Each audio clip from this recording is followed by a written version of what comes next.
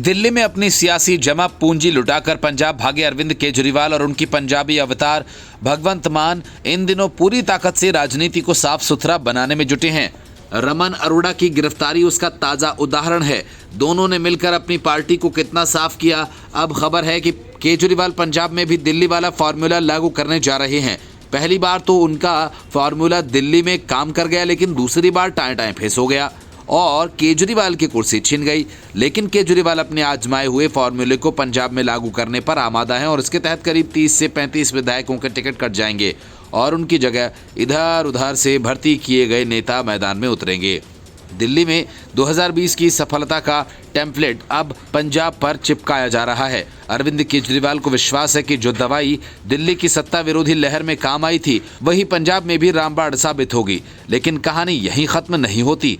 खबर है कि आम आदमी पार्टी 2027 के चुनाव से पहले पार्टी अपने 30 से 35% यानी करीब 30 मौजूदा विधायकों को बाहर का रास्ता दिखा सकती है। और हाँ, ये वही विधायक हैं जो 2022 में ईमानदारी का झंडा लेकर आए थे, लेकिन 2 साल में ही इनकी ब्रांड वैल्यू गिर गई। ईमानदारी से ये अचानक भ्रष्ट बन गए। जैसे जालंधर के विधायक रमन अरोड़ा को ही ले लीजिए। रमन अरोड़ा एकदम आम आदमी पार्टी छाप नेता थे। जैसे जैसे कुर्सी मिली, काम थोड़ा व्यवस्थित होने लगा। फिर क्या था, विजिलेंस को बुलाया गया और रमन अरोड़ा को निपटा दिया गया। अब पार्टी का ये कहना है कि रमन अरोड़ा की वजह से पूरे जिले में नकारात्मकता फैल रही थी। लेकिन असली सवाल तो ये है कि यदि ये विधायक इतने ही भ्रष्ट, नकारात्मक और बेकार हैं तो इन्हें टिकट किसने दिया था? क्या चुनाव से पहले आम आदमी पार्टी के पास कोई कैरेक्टर स्कैनर नहीं था, या फिर टिकट देने की नीति ये थी कि जो झाड़ू उठाए वो उम्मीदवार कहलाए? असल में विधायकों का टिकट काटना एक तरह से डेटा क्लीनिंग है। मतलब पुराने विधायकों को हटाकर नए चेहरों को लाना, ताकि जनता को लगे कि इस बार तो कुछ नया होगा, लेकिन होता वही पुराना है। वही पुराने वादे, घिसे पिटे आरोप, सफाई और वही कुर्सी की दौड़। इसी वजह से इस बार भगवंत मान भी पूरी लगन से इस सफाई में जुटे हैं।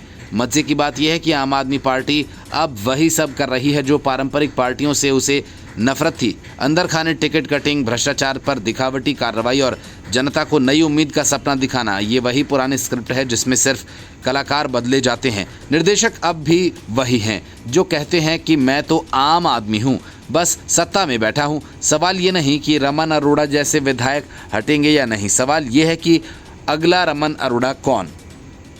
और उससे भी बड़ा सवाल ये कि केजरीवाल कब केजरीवाल से बच पाएंगे, क्योंकि राजनीति में झाड़ू से ज़्यादा इमेज मैनेजमेंट की ज़रूरत है और केजरीवाल वही सब कर रहे हैं।